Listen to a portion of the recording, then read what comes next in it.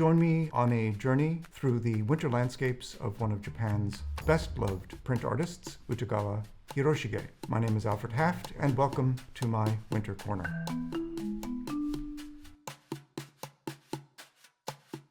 So today, I'd like to introduce to you a few of the snow scenes that were designed by the Japanese print artist Hiroshige, who lived from 1797 until 1858.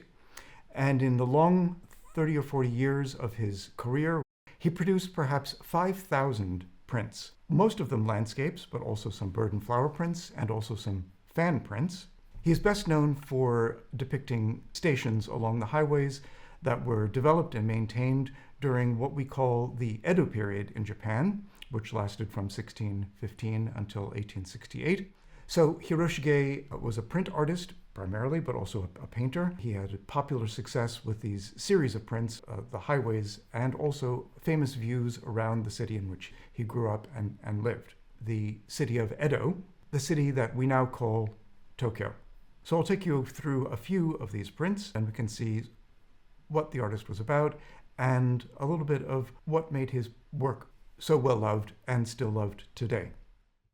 I'd like to start with this print depicting travelers entering one of the stations along one of the major highways of the period, the Kiso Highway, 69 stations that ran from Edo in the east all the way to Kyoto in the west through one of the mountainous areas of Japan.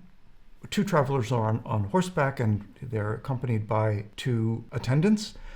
They have their packages balanced across the back of the horse. These are pack horses. They're trained to carry these kinds of weights. And if you're wondering how they're sitting there are no stirrups. They are probably seated cross-legged between the packages. In the background are some of the mountains that are characteristic of this part of Japan, high mountains, the Kiso Mountains. They have reached the top of a slope that is leading down into the station. So they are arriving at night, snow is falling, and there is hardly a sound to be heard. The artist has depicted the background in a kind of manner of a monochrome ink painting, and the figures are highlighted in color. On either side of the road, you'll see these giant trees. All of the highways in Japan at this time were framed by these rows of cypress trees. They served as milestones indicating how far you had traveled along these roads. These are probably merchants taking wares to market, possibly from one of the rural areas in the mountains, and carrying them to larger markets in more urban areas, such as this station, which was Oi, is the name of this station. It stood at the crossroads of several other highways. So it was a very busy area, which we don't have any sense of in this print. So I'll just move on to a broader view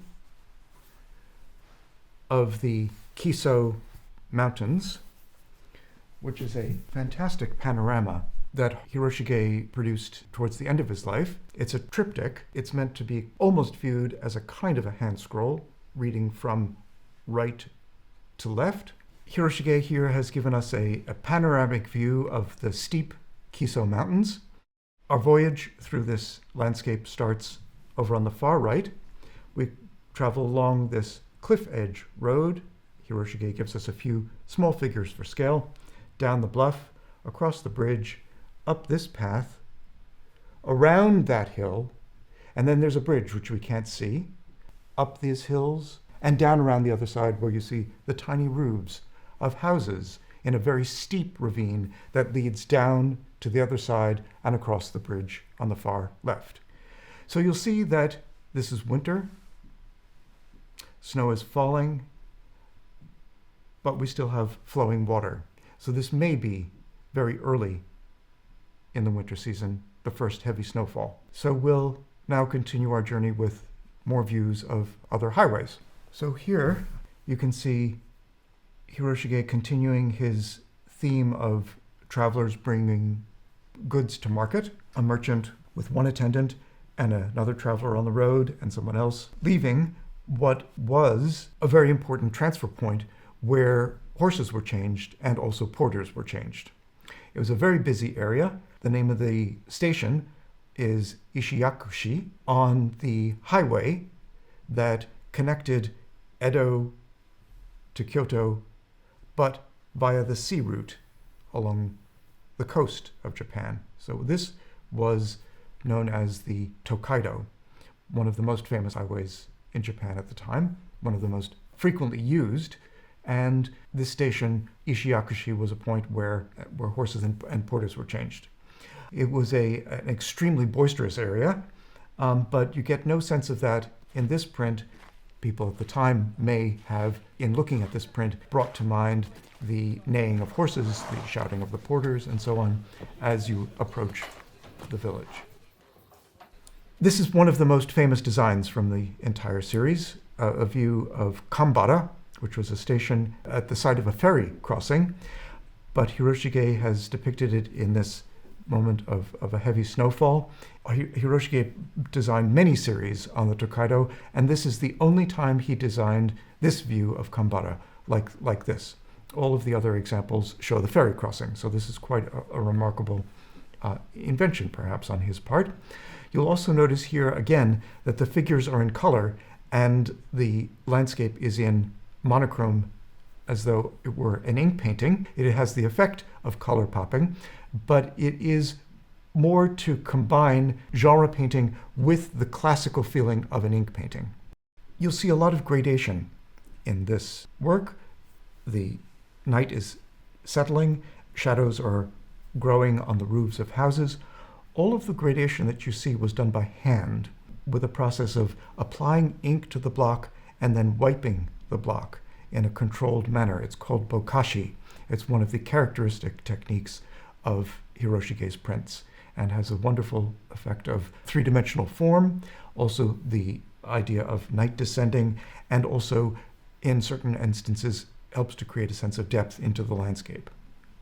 When we look at these prints, we get a sense of daily life at the time, because Hiroshige was interested in what people did, what people wore, how people traveled. And in the case of the figure at the far right, he's holding a specific kind of lantern, which has a cylindrical shape. And the figure at the left, you can see, is wearing wooden shoes with these platforms. At the time were called geta.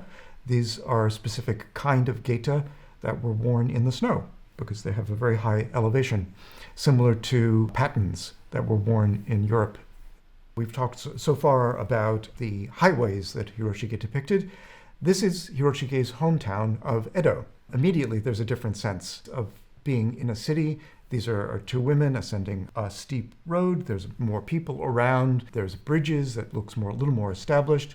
We're in an area of town called Ochanomizu, which was famous for a well that was located in a temple, a Zen temple. This is now part of a series where Hiroshige celebrates the famous places of his home city of Edo. Visitors to Edo might have taken this kind of print home as a souvenir, a memento of their visit, and Hiroshige produced many series celebrating his home city in the form of fan prints, in the form of small prints, in the form of large prints like this.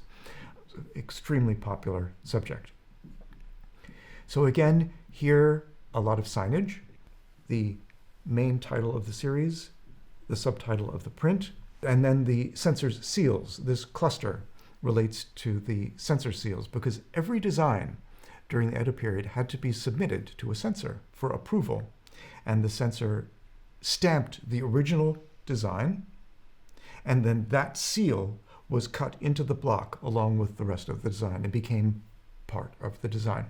So the system of censorship changed over the course of the Edo period, rapidly over the period around 1844 until the end of the Edo period. So it's a way of being able to date these prints more specifically than some of the earlier designs.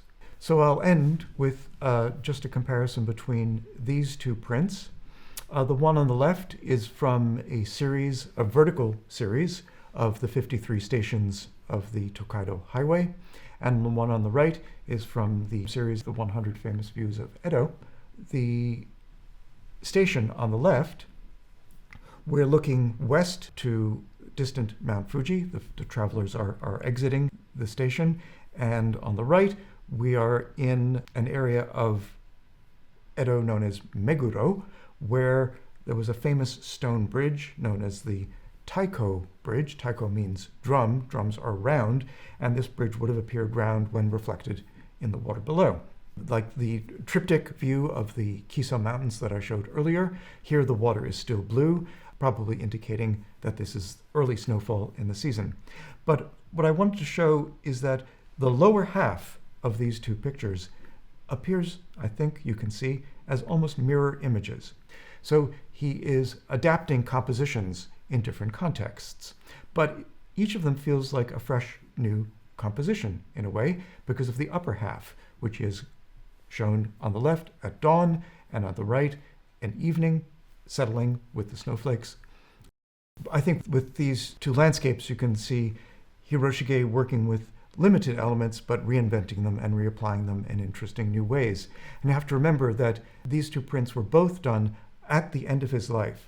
So he is already past 60 and had already been designing hundreds and hundreds of landscapes, and yet he is finding new ways to reinvent the genre. The print on the right, anyone familiar with the city of Edo would have recognized the bridge, and right nearby was another famous local eatery, the Shogatsu Ya, which literally means the New Year's restaurant, and their specialty was sweet bean soup served hot and perfect for a winter's day.